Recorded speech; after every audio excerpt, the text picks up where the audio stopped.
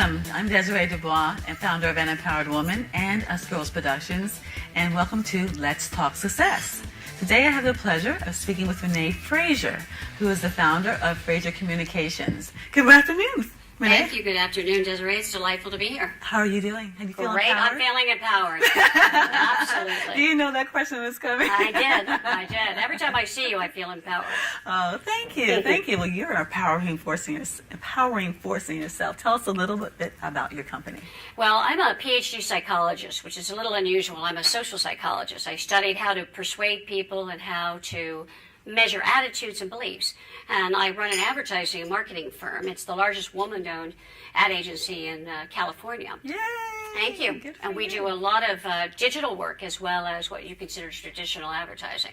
So everything from television and radio, print ads, billboards, to websites and landing pages and display ads and search engine optimization, social media and public relations. So a full-service integrated communications firm. So you had to really do some evolution. It was because you started in one space. I mean, years ago, right? And all of this, you had to really embrace all this technology and all these new changes along the way to be able to stay competitive. Adapting to change has been tough, I'll have to tell you. It's one of the things, though, as an entrepreneur, you can't stay still. You have to constantly be monitoring. One of the things I like to do is keep my eye on the horizon.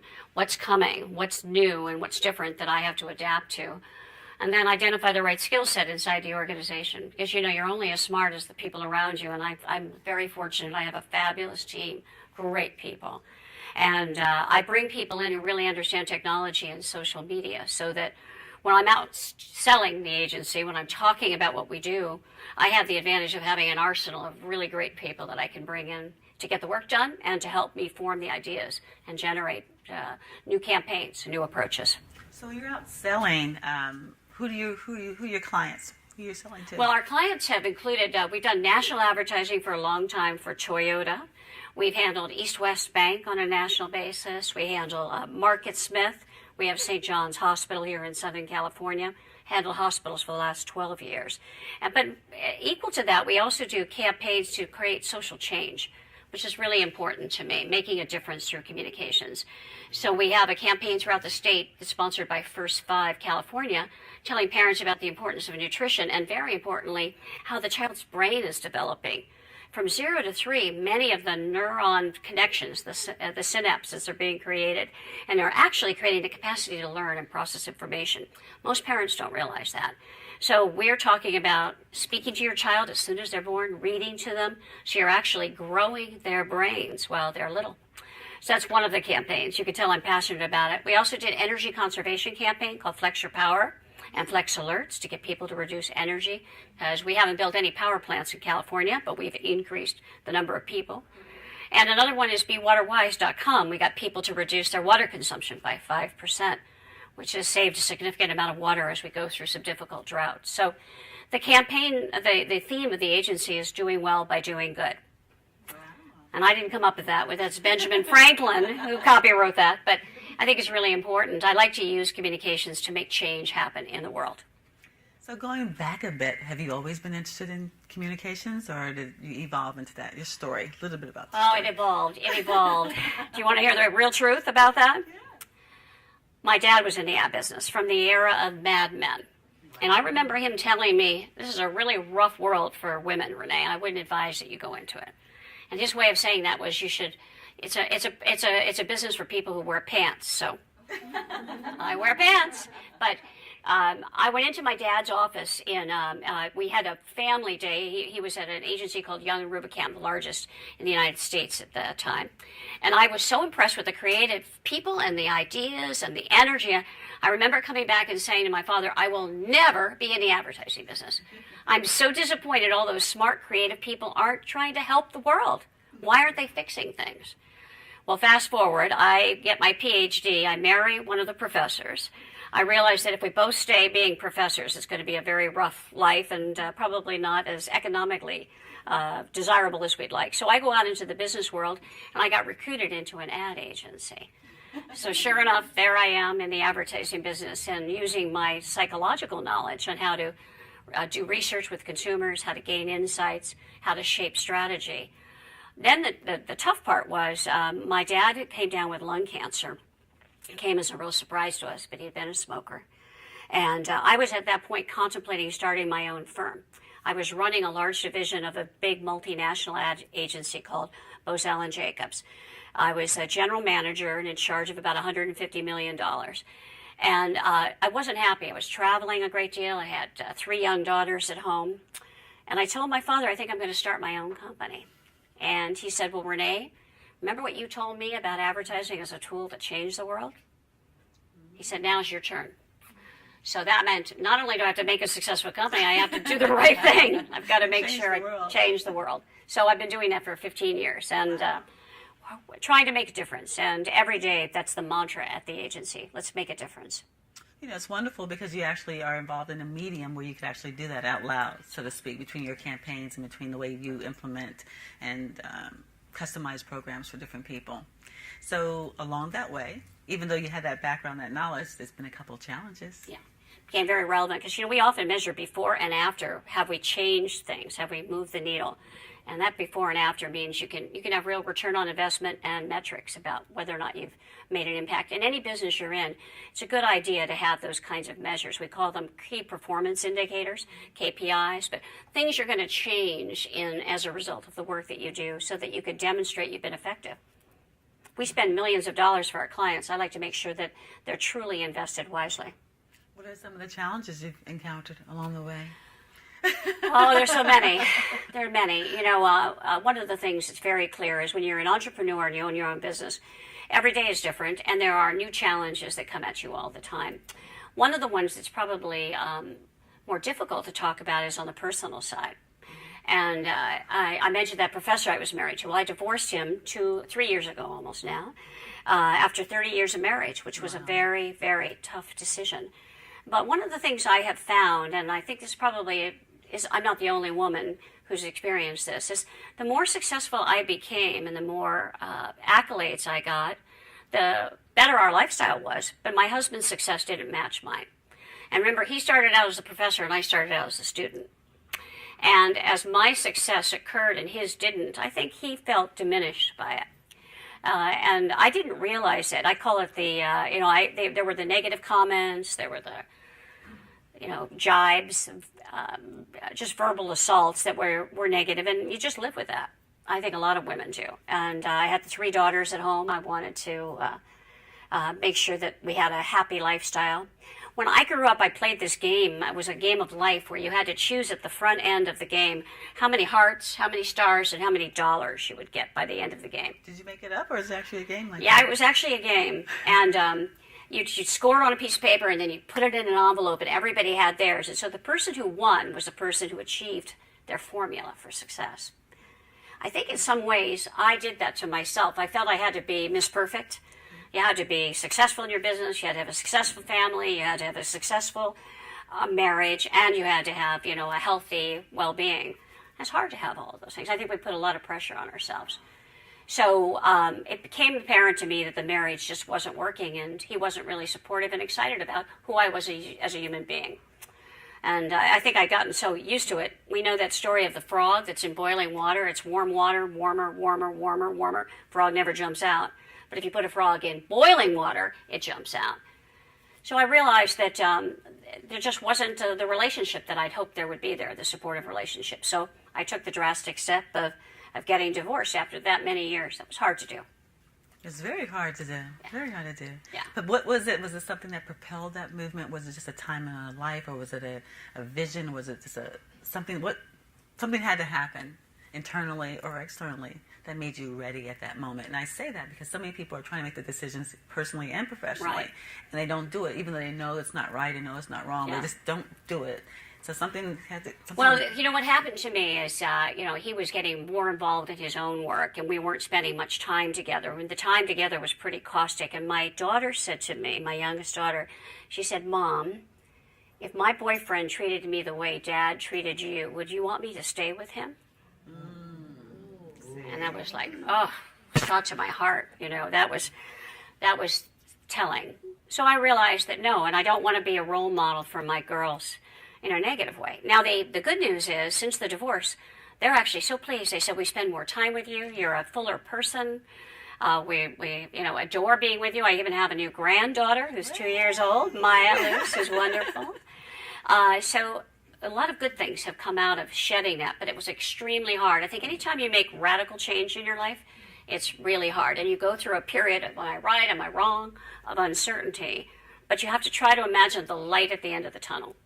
And you have to connect with what's inside of you and be true to that. And you ever thought about turning back? I'm sorry? Have you ever thought about turning back? Have you ever thought No. that it was the right decision? No. Okay. I mean, maybe in one day out of 2.5 years, it's like 700, 800 days. No.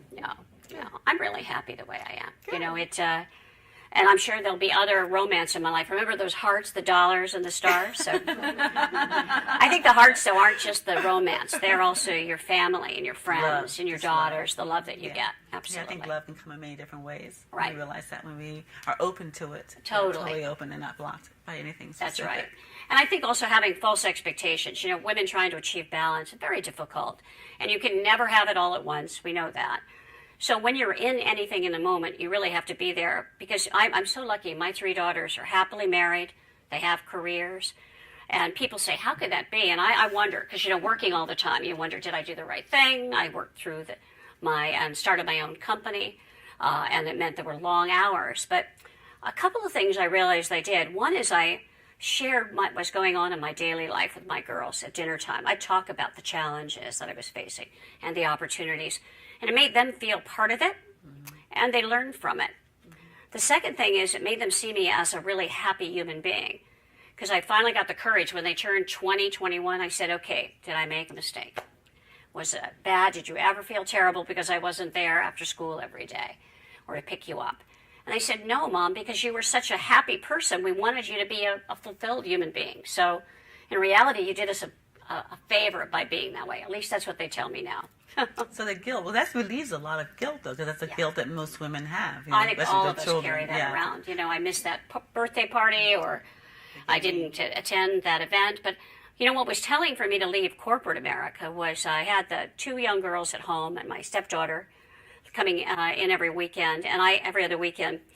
I went to Japan for the company for 2 weeks to do speeches and meet with clients. I came back and it was my daughter's 3rd birthday, and I really wanted to be there. And they wanted me to get on a plane and fly to New York to go to a board meeting. And I said, no, time out. I got to be home with my children. And I know that was telling for them as well. Unfortunately, those are sometimes the pivotal moments where you decide, I'd rather be my own boss and an entrepreneur than put myself through that kind of corporate culture. Great. Awesome. So what about victories? You shared with victory as far as making that big decision and embracing your new life as a Right. single woman. Well, having a $35 million company and being on the victory. women-owned businesses, that's a victory. We've been on the LA Business Journal list for the top women-owned companies for the last 12 years, I believe. So that's quite an accomplishment. Having those daughters is really frankly, the best thing I've ever done in my life. But I think the victories come in small wins, and you have to celebrate them when they come. Yes. We have a new campaign that's launching, getting people to ride share, and we're very excited about that. We're going to have a little party for that. Yep. We've got a new assignment from a new retailer, and we're doing new advertising for them. We're going to celebrate that. I try to find moments in every week that we have something positive, because the bad times come as well. So you've got to look for those moments. We also do nice things, like we have dogs in the office. Wow. Which is maybe a little silly, but I think it's great. People bring their animals. They enjoy being at the office. We share. As a matter of fact, 11 dogs have been fostered and given homes as a result of being at Fraser Communications. So I'm thrilled we've been able. So in small ways, you make the world a better place. It doesn't have to be a big campaign to get people to reduce energy or water. It can also be doing something for someone else. And more I find that that's where you get the gratification on a daily basis. Fantastic. So with that, secrets to success. Keys to success? Secrets, yes. Keys, secrets. Because we have such a community of women professionals and entrepreneurs, and they're all different phases. Some are starting, some are fixing, some are building, some are starting over again, some are transitioning, all different types of things. And I find the common thread, many times when I'm speaking to different women throughout that period. And I think, what are some of the secrets? What are some of the things that if only you had known then, or if you would do it over again, that you would make sure certain things were in place, or you did or you didn't do? I would have dreamed bigger. Wow. And been bolder. I could have built the business faster and bigger, probably by borrowing money. I didn't do that. I think that would have been a way to be more successful. I would have been part of a community like you've created, where I could get support from others. I did do that in my career, but I did it fairly late. I joined the National Association of Women Business Owners, got very involved in that, and that gave me a platform. But I wish I'd been part of a group and I'd asked for help and taken it from others. Give and take is really what it's about. Because, as you know, Winston Churchill said, we get the life we have by what we get. We create the life we have by what we get, but we make a life by what we give. And I think it's truly, when you give back to people, things come back to you in ways you never expected. And I don't think I gave as much as I could have back in those days, or received as much. So being open to that is really important. And I think a resource network like this is the way to do that. That's a biggie. It seems to be a really biggie, because it seems to be women are such givers. And for some reason, we just don't ask as much. We just feel more comfortable giving. So giving, and not our well taking runs it back. dry, but on all different frames of life, with our personal life, or with friends and family, Right. and then with our business as well. So that's a great lesson to be learned. So, what's in your thoughts in the mornings when you wake up? Well, in the future, next. Tomorrow. I've got to think through the future. My world has become very digital, and I'm determining, where do I go next with this company, and how do I leave a legacy behind? One of the things I've done is I created a radio show called Unfinished Business with Betsy Berkemer. And we talk about best business practices. It runs on a CBS affiliate here in Los Angeles and then across the internet. And it's a great way to inspire and encourage entrepreneurs. And I'd like to do more of that in the future, as opposed to the day-to-day of the business world. So I'm preparing my team to take over, and I'm going to move into a new career of more radio broadcasting and speaking engagements, which is wonderful. I think you have to always be prepared to take that next step. And that's scary, because you're just right here in the day-to-day, but that's that idea of keeping your eye on the horizon, trying to determine, where am I going to go next, and having the courage to do that. And that comes back to having a support group, people who say, you can go for it, you can do it. Well, it's also very humbling, because now you're taking the baby that you spent many, many years, bringing to birth, and actually that's right, all the way through, and now being able to hand it over to somebody else. So it takes a lot of courage for you, but it takes a lot of trust that you have a great team that's able to do that. Letting go is really hard. And you heard about the founder syndrome, right? A lot of people talk about that. But I have learned in the last 3 years with millennials in my office that the more I let go and let them do it their way, the better off I am. And that was a hard lesson. I think we've all grown up on the notion, or many of us have grown up on the notion of being in charge, dictating, here's the objective and the goal, help me find a way to it.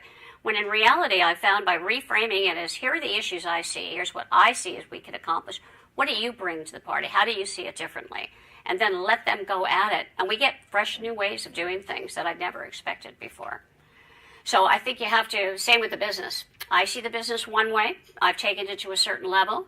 How can I help you take it to a next level? And I'll be a part of it, but I'm not going to be it's not going to be crafted by Renee and sculpted by Renee. I'm going to turn it over and watch them do it. They're very wonderful, capable people. And I want to be on the sidelines watching, and I'll be reporting from my radio show, but I definitely want to see what they can make it. Absolutely. That's wonderful. That's awesome. I'm thinking about, what empowering thought would you like to leave our listeners with today? I think what I'd like to say to people is I use yoga as a technique to dig inside of myself. I'm very much about breathing and taking a sense of what you are. I think it's very important to be empowered, to be in touch with who you are on the inside. What's the passion? What's the real belief that you have? And I actually believe we all have something called goodness inside of us, a strength that comes from the universe. And it may sound a little spiritual to people, but I believe that if you try to connect to that, it'll power you through very difficult times, and it'll give you guidance and direction that you couldn't otherwise achieve. So it's very important to be in touch with who you are on the inside, not be afraid to talk to who you are, and to create your own mental consciousness and be a part of that goodness. Wow. That's important because that's hard. Yes. So many times when we get in those positions or when we have that quiet moment, we look elsewhere, we look outside, we look out, to someone else or something else. So you just said bring it right in. You have to breathe in, breathe deeply, and be in touch with it, and it'll give you enormous strength and capacity, and it's one of those sources of empowerment. And when I think about empowerment, I think it's knowledge, it's confidence, and then it also is this internal passion. So what I'm talking about is that internal passion, that touch of goodness that each of us has. Okay, well, thank you. Thank you so much. Thank you, Desiree. It's been wonderful. Thank you. And I want to thank you. I want to thank you for joining us. This has been an Empowered Woman production of Let's Talk Success with Renee Frazier. And I encourage you to subscribe to us on YouTube and to join our social media family.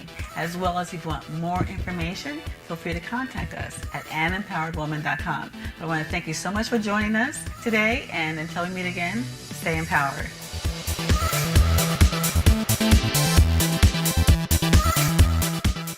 In today's publishing universe, where literally hundreds of thousands of books on history, travel, sports, ecology, yoga and fitness, relationships, cooking, every imaginable topic in fiction and nonfiction burst onto the market each year. How do you compete? Ellen Reed knows, and she's sharing many of her most valuable book shepherd secrets. There are plenty of how-to books that take you through the process of writing, laying out, and printing a book. However, Ellen Reed's Putting Your Best Book Forward opens up a whole new world to authors. As her clients have discovered with their books as seen here, Ellen describes what you need, and more to the point, who you need to make sure you have a book that looks, feels, and reads like those produced by the mainstream publishers and can stand tall next to them. The publishing industry is increasingly taking notice of self-publishers and taking them seriously. There has never been a better time to get your book into the marketplace. Now you can know what Ellen Reed knows about producing books, and one of the biggest secrets she reveals is right on the cover, that you must put your best book forward.